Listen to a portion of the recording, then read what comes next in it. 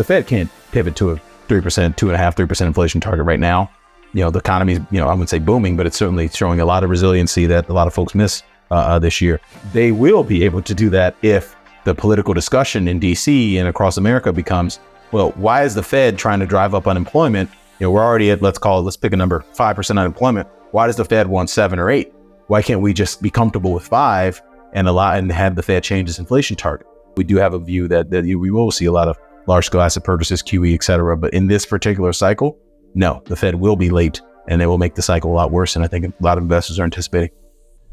Darius Dale, founder and CEO of 42 Macro, an investment research firm that aims to disrupt the financial services industry by democratizing institutional grade macro risk management processes. It is so great to welcome you to the show. And Darius, it's great to see you again. Thank you so much for coming on. Long time no see, Julia. Thank you for having me. You've been kicking butt, taking names. I'm just glad to be here. Thank you. You are way too kind. And I'm excited to have you on because it's your debut on the show. And you and I talked it was just over a year ago. I was guest hosting at the time, the Best Business Show. And so I'm just thrilled to have you on my show. Darius, where we like to start the show with our guests is to get their big picture, their macro framework, their outlook on both the markets and the economy. So take all the time that you need to set the table, if you will, on the macro view for you today. So I'm going to walk you guys through what we call our macro weather model. This is a systematic process that we built here at 42 Macro to help us keep tabs on what we think are the primary drivers of asset markets vis-a-vis what we call the 10 principal components of macro. And so I'll start with the real economy cycles at the top left here. We have growth accelerating on a trend basis. It's expected to decelerate over the next 12 months. So we have a little bit of dichotomy there in terms of markets trying to price in or price out that inflection point. And ultimately, we do believe that inflection point, we are near towards that inflection point, kind of heading into the Q4 and Q1 timeframe. In terms of inflation here in the U.S. economy has started to reaccelerate on a trend basis. Now that reacceleration is expected to be sort of a kind of a blip on the radar in the broader trend of disinflation. But we happen to believe that is going to have a market impact.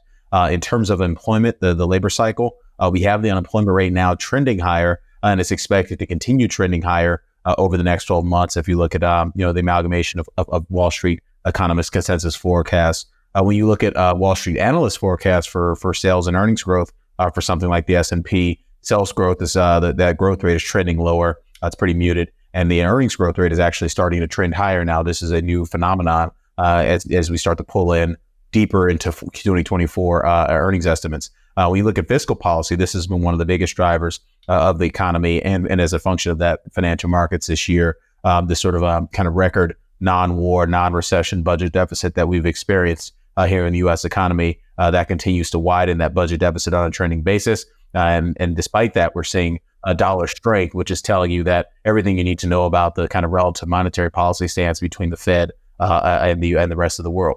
When you transition to the financial economy cycles, we'll start with liquidity. One of the things I'm somewhat famous for is creating the 42 macro net liquidity model. That's the Fed balance sheet minus the Treasury general account balance minus the reverse repo facility balance. That number is actually trending higher now. It's trending higher now as primarily through a decline in the reverse repo facility because Yellen is doing a great job of sort of targeting the short end of the Treasury curve with financing the U.S. government.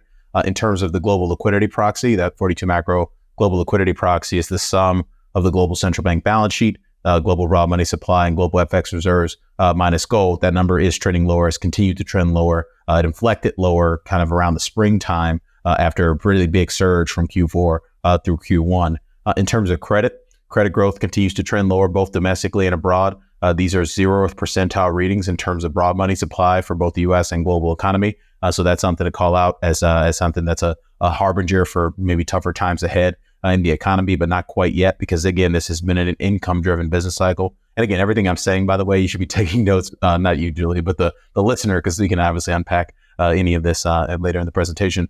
In terms of interest rates, those are obviously trending higher. We're starting to get towards the end of the policy tightening cycle. Maybe there's one more rate hike in November or December based on how the data is likely to evolve over the next few weeks and months. And then lastly, we track positioning through the lens of aggregated U.S. dollar positioning. So This is the total non-commercial net length of all the major currencies plus gold against the U.S. dollar. The U.S. dollar is now in extreme bullish position relative to its trailing time series. U.S. rates, so amalgamating U.S. non-commercial net length across the entire Treasury curve, that's an extreme bearish reading. And we also have an extreme bearish reading in the commodity space in terms of all the non-commercial net length across all the different components of the CRB index. And then lastly, with U.S. equities, non-commercial net length divided by total open interest for all the equity instruments the CFTC keeps track of, that's currently in a neutral signal. So there's two key takeaways from this table in terms of this current constellation of the 10 principal components of macro. One, each of these principal components and each of these component signals contributes independently to each asset class in terms of projecting excess return dispersion on a 3-month forward basis. And right now, the model is saying stock market, you should expect below normal returns for the stock market over the next 3 months, below normal returns for the bond market over the next 3 months, above normal returns for the US dollar over the next 3 months, below normal returns for commodities, and below normal returns for Bitcoin. And so that's kind of the key. That's kind of your starting point for thinking about taking risk in financial markets, about thinking about dynamic position sizing, volatility targeting. You have to incorporate all these different macro signals into your views on a Bayesian basis with respect to the asset classes. So that's kind of where we are. Obviously, when you see a lot of red lights on the page, that's telling you that cash is king, and certainly you're certainly being rewarded for not taking an undue amount of risk. Obviously, at the short end of the Treasury curve, short end of the investment grade commercial paper space.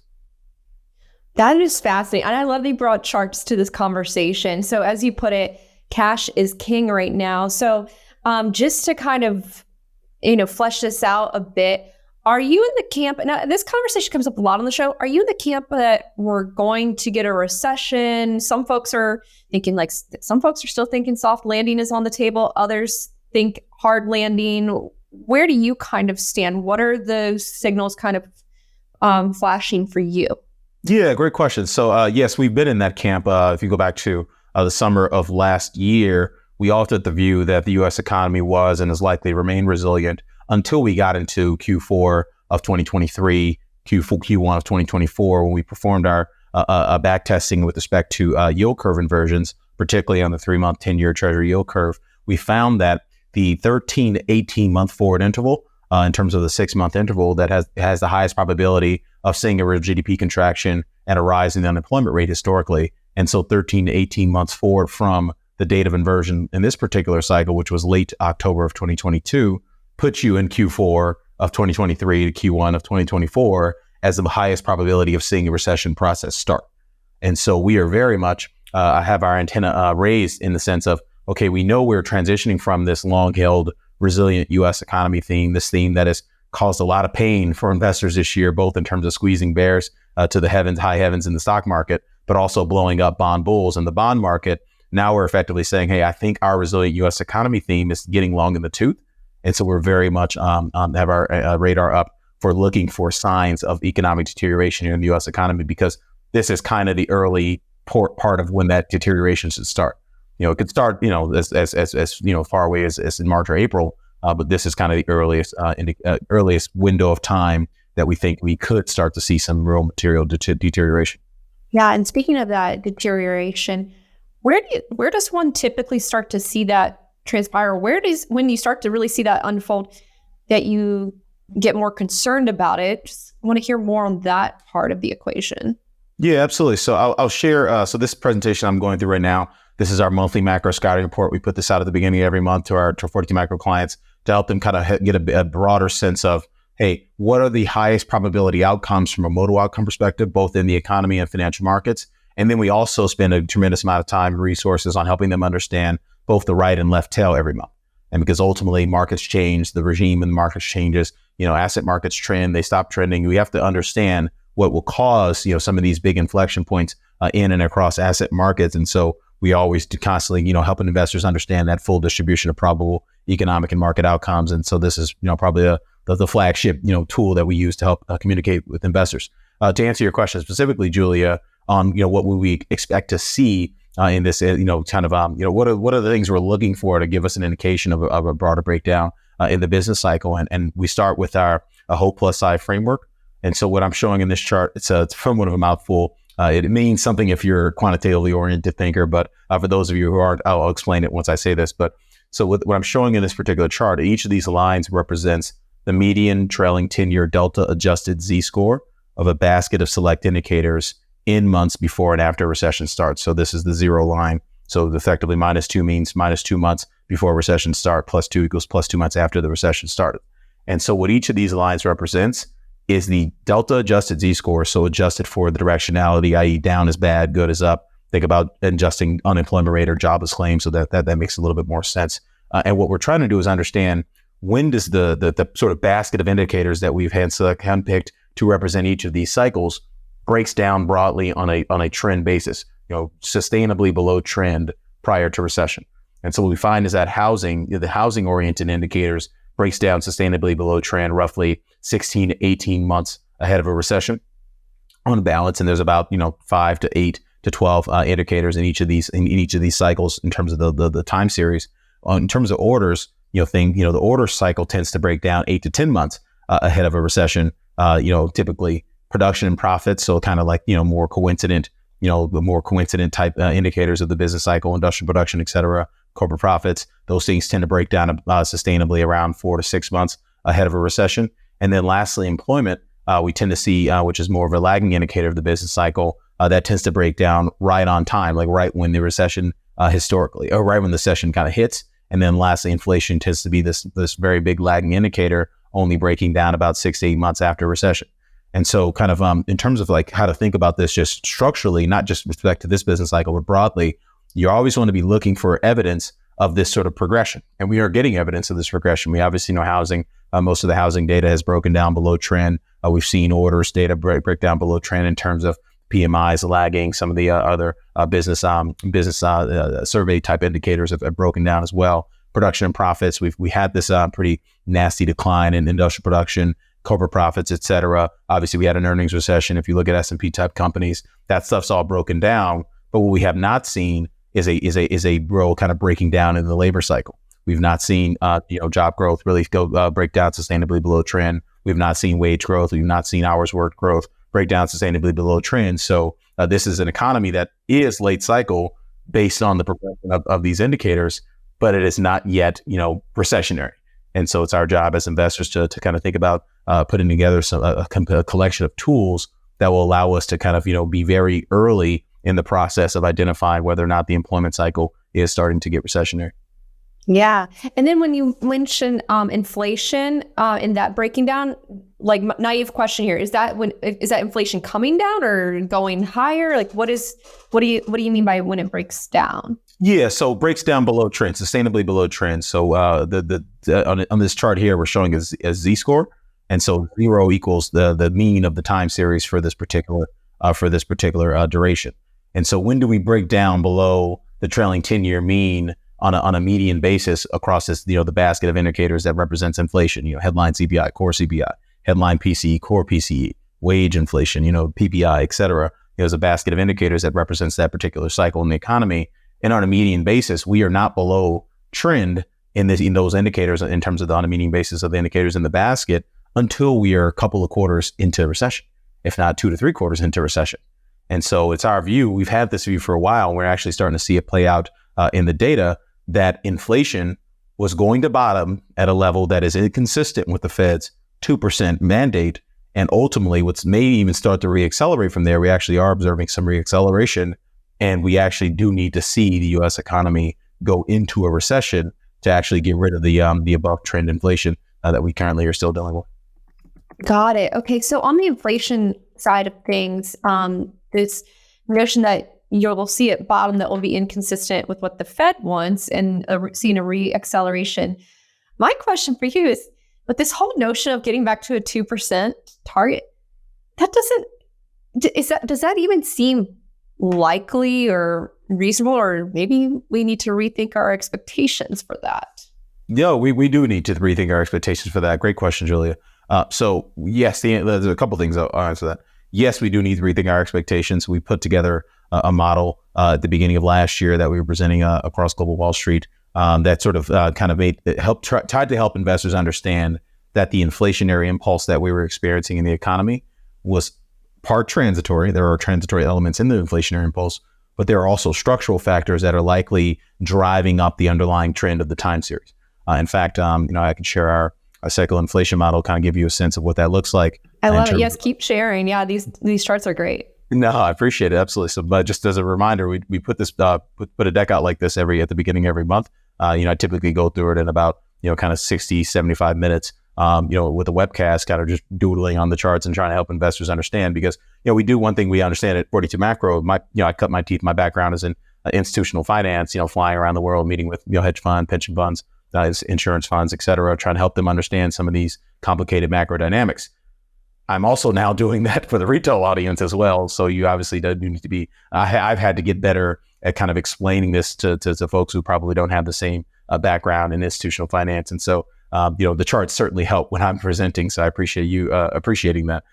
So this right here is our cycle inflation model. As I mentioned, we put this out at the beginning of last week, and the conclusion of the analysis back then and continues to be to this day is that inflation, the underlying trend of core PC inflation, is likely to trend about 50 to 100% higher throughout this decade relative to the prior decade.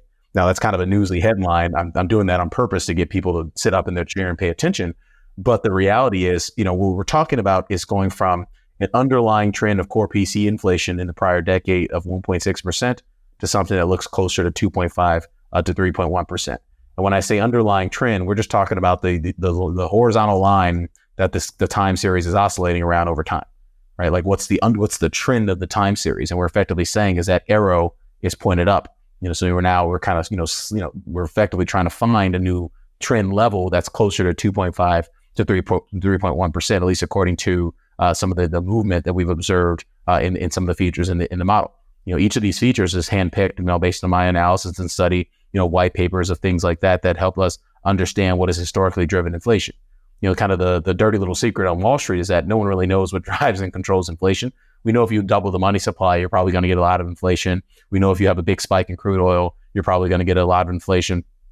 Things like that, pretty obvious stuff like that. But like when you actually try to put, the math, some screws to the math and try to actually say, okay, how much doubling of the money size supply creates X amount of inflation, or how much energy inflation creates X amount of inflation over time, or how does the wage component filter into inflation with specificity? That stuff's really hard to do. I've certainly spent my career trying to build models like that, and I think this is the best iteration of all the models that I've tried to build, trying to answer this question. And the reality is a lot of the movement that we're seeing in some of these indicators, whether it be fiscal policy or deglobalization, or the shock that we've seen, the positive shock we've seen to wages, the positive shock we've seen to wealth effect, or consumers cash, the cash that's floating around the economy. All that stuff suggests we're somewhere between 2.5 to 3.1% on core PC inflation trend. So that doesn't sound like a lot. Like, who cares? Is what 99% of people would probably say. But the reality is the Fed cares. It's because they have a 2% inflation target. And if we're talking about inflation trending at a level that's close to 2.5 or maybe 3.1% on the high end of that estimate range, and this is without a major shock to commodity prices right now, we could easily see that 2.5 to 3.1% range kind of slide higher if we did see a sustained bout of commodity price inflation, which, we have tension in the Middle East. Historically, that has been the outcome of tension in the Middle East. We could easily see those numbers gravitate higher and really put the Fed in a bind from the perspective of its reaction function long term. In our opinion, we think the Fed is headed for a implicit or explicit revision to its 2% inflation target. They sort of already, implicitly revised it back in the fall of 2020 when they moved to the average inflation targeting. They don't say it out loud anymore, but we know it's still there.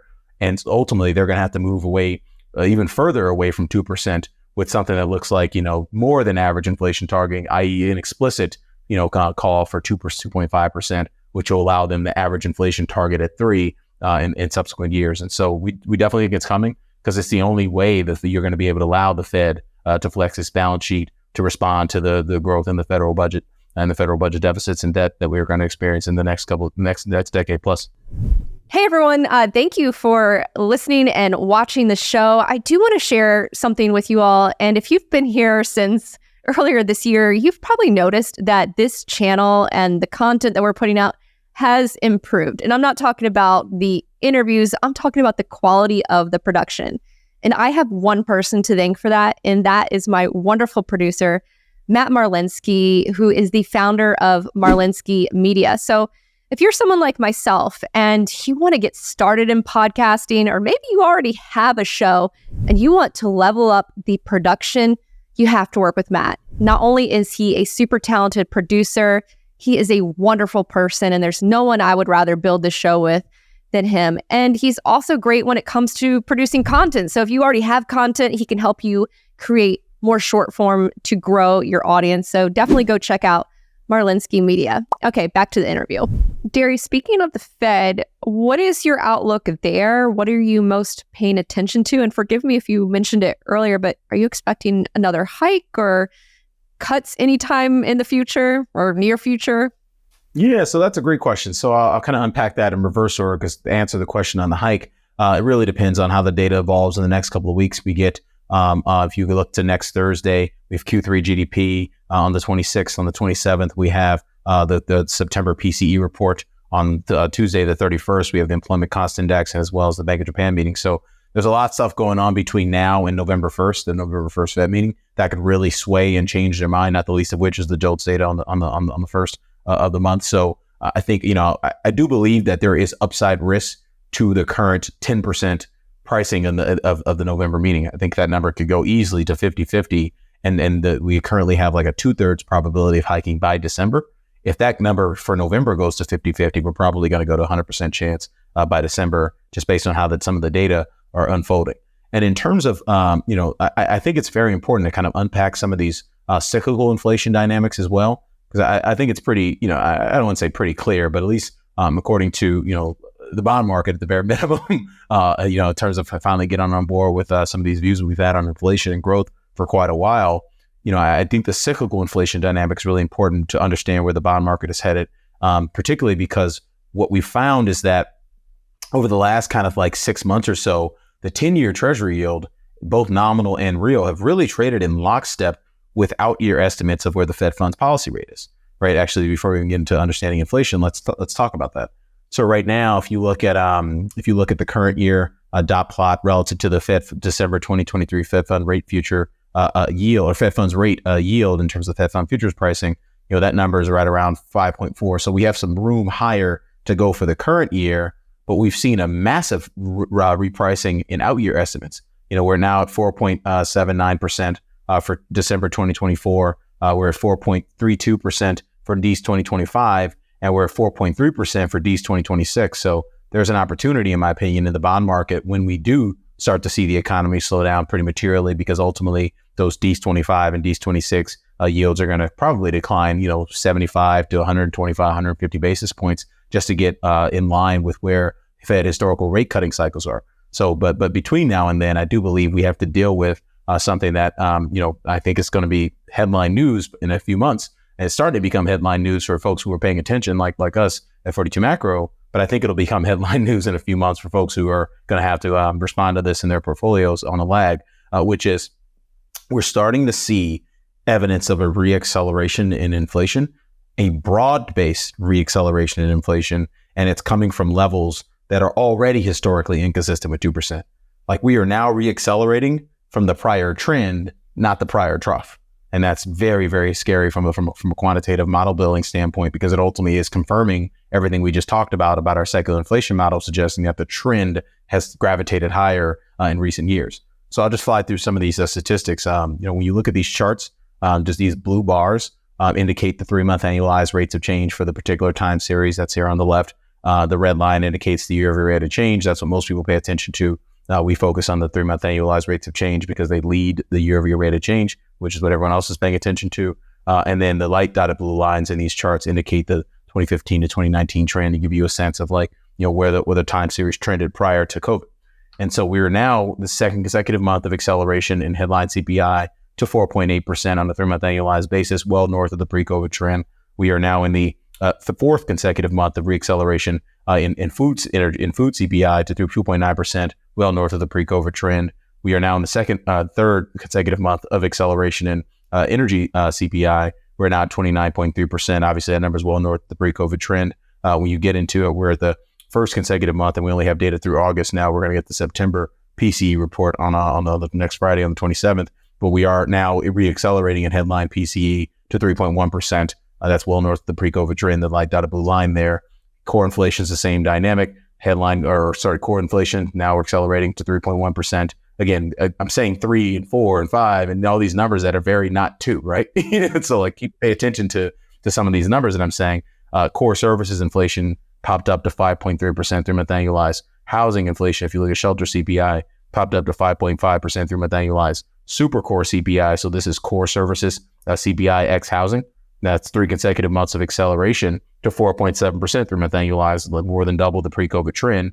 And then you look at some of these measures of underlying inflation as well, whether it be median CPI reaccelerating to 3.9% 3-month annualized, trim mean CPI double accelerating for the second consecutive month to 3.6% 3-month annualized. All these numbers effectively bottomed at their pre-COVID trend, not the prior trough that created the trend, but the trend itself, which means, again, the underlying momentum in the time series is gravitating higher. And so if we continue down this path of just not even accelerating, but just staying stagnant at levels that are well north of anything that would be consistent with 2% inflation, then we're talking about a Federal Reserve that it doesn't necessarily matter whether or not they continue hiking interest rates. To me, the forward guidance on, hey, we're not cutting as far as the eye can see, taking up the dot plot like they did in the most recent meeting in terms of the 50 basis point rate hike we saw to the 2024 and 2025 dot plots. They're going to continue to do more things like that can push this higher for longer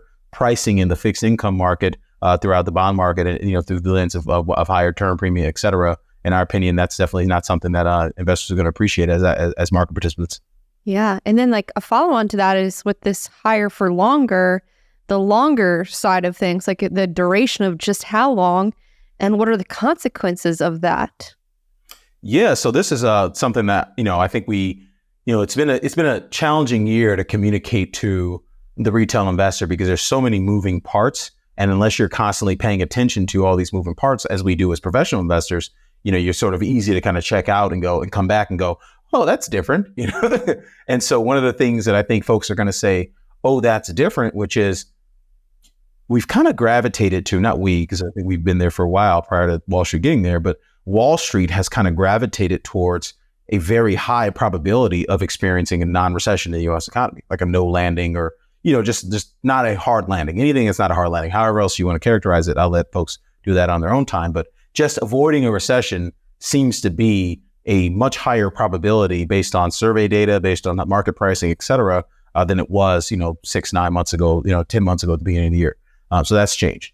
And so what could really shock that, interpretation is if you are in that camp, i.e. there won't be a recession, or, you're in the adjacent camp, which is there'll be something that looks like a very mild recession.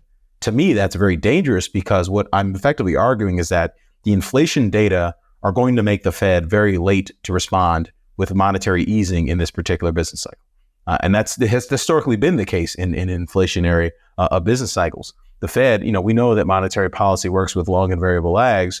And so if we begin a recessionary process with measures of underlying core headline, pick any, cohort of inflation information, if we begin the recessionary process with those measures tracking 100, 200, 300 basis points north of levels that are consistent with the Fed's 2% inflation target, it means the Fed's going to be forced to sit on its hands and watch the economy slow and not do anything about it. And to me, that's what ultimately makes this process a lot worse when it's all said and done, is because asset markets are going to they're going to be the conduit to force the Fed off of its indecision and its non-response to the economic slowdown, the pending economic slowdown, which we still think is the modal outcome. And if that's the case, we're going to have a worse recession than people are currently anticipating. Markets are going to go down way more in terms of the risk asset response to this than people are anticipating, than the average investor is anticipating, because it ultimately means we're not going to get what we're so used to, particularly for the last 10, 15 years of Fed policy response, which is every sniffle in the market, the Fed's there with the fire hose trying to put out the fire. Well, this is a Fed that's going to be smoking pot behind the grocery store, instead of, sitting in the fire truck. And they're going to be late. And late equals more pain economically, more pain in the markets. And I think that's a 2024 story. So you don't see a scenario where they step in, no more QE, none of that. So that's a loaded question, and I'll answer that both cyclically and structurally. Okay. they're not going to be able to do the kinds of quantitative easing, large-scale asset purchase programs that we're so accustomed to in the context of our cyclical inflation model discussion we had prior, until they acknowledge that inflation's higher, and then they can start responding to it again. If they're constantly fighting to get inflation back down to 2%, it just takes them out of the game. It takes them out of the game permanently, and we don't think that's a politically palatable outcome. We believe the Fed will be required to help finance what we see as burgeoning sovereign debts and deficits. We did a big study. You've had Neil Howell, my former colleague, on your program. Episode 93. Yeah, absolutely. It was awesome, man. I definitely checked it out. So, one of the, Neil is obviously famous for the forward turning framework and what that means from a geopolitical standpoint, not just domestically, but globally. And I think one of the things that, in the next few years, I think we're going to be famous at 42 Macro for is actually adding the empirical analysis to Neil's forward turning framework. And one of the key takeaways from our deep dive study on unempirical, on what actually happens in the economy and financial markets during forward turnings, one of the big takeaways is that you typically see very large and spiking budget deficits in these forward turning events. And as a function of that, you typically see sovereign debt, spikes dramatically. We have these big step functions higher in sovereign debt during these forward turnings. And as a function of that, the understanding that that's the likelihood, that's the highest probability outcome from the perspective of the data, we know that we're probably going to see more public debt growth than what's currently baked into, CBO projections, IMF projections, whoever's making projections for the growth of the federal budget deficit and debts. We think you got to take the over on those statistics, and probably hammer the over on those statistics in the context of some of the work that we've done. I highly recommend folks check that out. And so in that context, we think the Fed will be forced politically to actually come to the rescue, because this will be occurring at a time with great kind of geopolitical tension and splintering apart from an economic cooperation standpoint. You're not going to have the foreign official sector capitalizing the treasury market like it used to. Go back to 2008. Foreign official sector was about 30% of the marketable treasury demand. Right now, it's down to about 16% of marketable treasury demand. We're about only 16% of marketable treasury demand in terms of the commercial banking, U.S. commercial banking sector. That number was as high as 30% in recent decades. And so we definitely think that you're going to experience financial repression and monetary debasement vis-a-vis large-scale asset purchases to respond to this kind of lurching forward of U.S. Public debt and deficits. But ultimately, the Fed won't be able to do that until they are forced by the data and the political winds of the economy to respond to this. And so here's how I think it's going to play out. The Fed can't pivot to a 3%, 2.5%, 3% inflation target right now. The economy is, I wouldn't say booming, but it's certainly showing a lot of resiliency that a lot of folks miss this year. They will be able to do that if the political discussion in DC and across America becomes, well, why is the Fed trying to drive up unemployment? We're already at, let's pick a number, 5% unemployment. Why does the Fed want 7 or 8? Why can't we just be comfortable with 5 and have the Fed change its inflation target?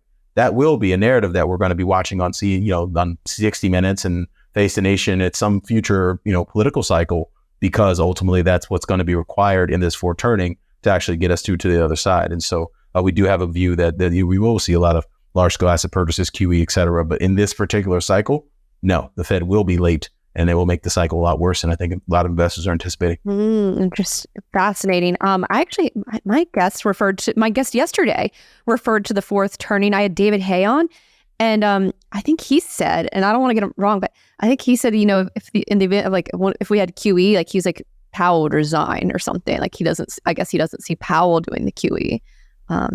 Yeah, no, I could easily, this will probably require someone who's younger and a little bit less concerned about their legacy, right? Like Powell wakes up and he goes to bed and wakes up thinking about inflation. I guarantee you. He's the left tackle that just got beat for a sack on third down, and for the next 10, 15 minutes until he's back on the field, it's all he can think about, right? That's just the nature of competing at a high level in any arena. And so I think it's very personal to him to get this inflation genie back in the bottle. So personal to him that it's almost guaranteed that they were going to have a very lagged monetary easing response in this business cycle to ultimately the likely economic downturn that we see as the highest probability still. Albeit that distribution is still relatively flat. If the modal outcome is, I don't know, if we have a 40, 50% chance of a recession, I'd say there's probably a 30-40% chance of a soft landing or no landing or whatever you want to call it. It's not like a 90% chance of a recession and 10% chance of a soft landing, like many economist models were incorrectly predicting at the beginning of the year. We were trying to push back on all that recession view.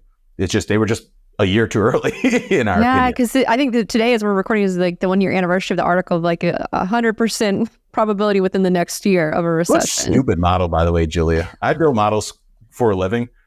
I've never seen a model even get close to that high of a number. So clearly that was a news headline that a lot of folks made lost a lot of money as a function of. There you go. Let me ask you one final question, just because it's interesting to me, like having this conversation about the fourth turning, which is the crisis time before we get to the springtime, like the four secula, the kind of seasons, if you will, like they last about 20 years, like basically a lifetime. And I'm of the millennial generation. I think you are too, right? You're millennial.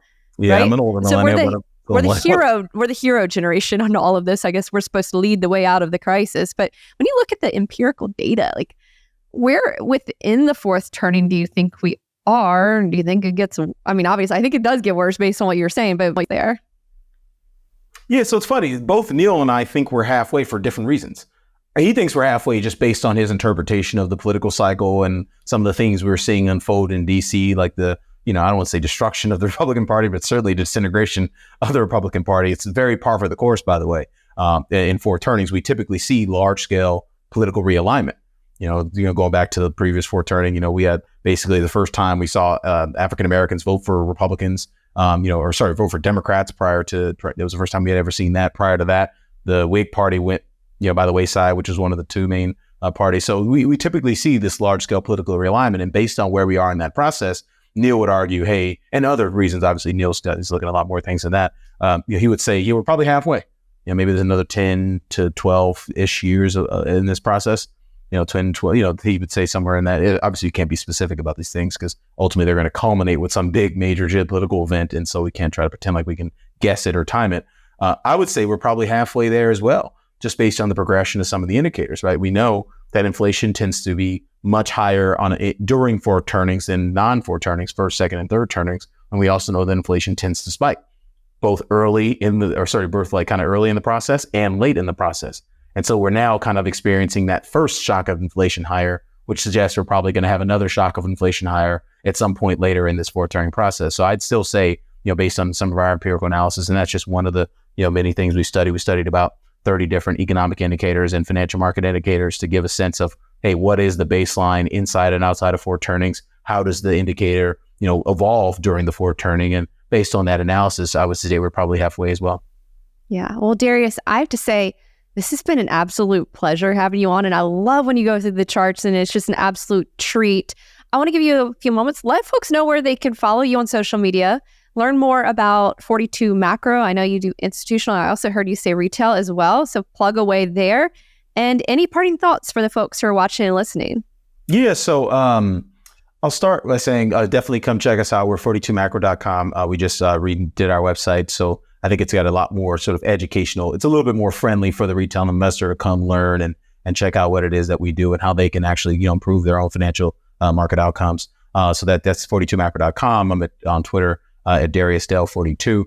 Definitely continue to I think we try to do our best job of supplementing the community that we're building with all that educational information. We tend not to spend too much time focused on research and risk management outside of our paywall because that's what our clients pay us for. But I do believe that there's a lot of the value we can add just in terms of helping get people up to speed and up that very steep learning curve, which of institutional finance, which in our opinion, based on how smart the markets have gotten in recent years and how sophisticated retail investors have gotten in sophisticated years, you need to come up that curve if you want to do this well consistently across time. And so I think 42 Macro, we built that to help a lot of thousands of investors do that at a high level. Secondarily, just taking a step back from these kinds of conversations and everything, I think it's very important that investors don't listen to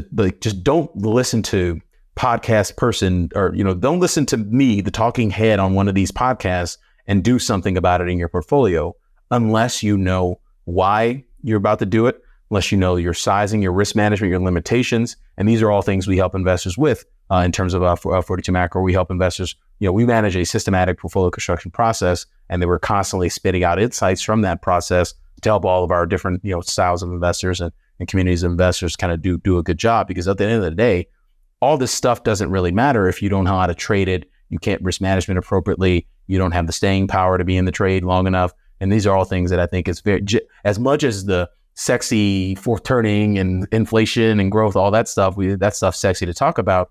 I think it's just as important, if not more important, to talk about the risk management aspects of making and saving money in financial markets. And I think that's something we specialize in and do a really, really good job of. I love it. Well, Darius Dale, founder and CEO of 42 Macro, thank you so much for being so generous with your time and your ideas. And great to see you as always, Darius. Thanks again.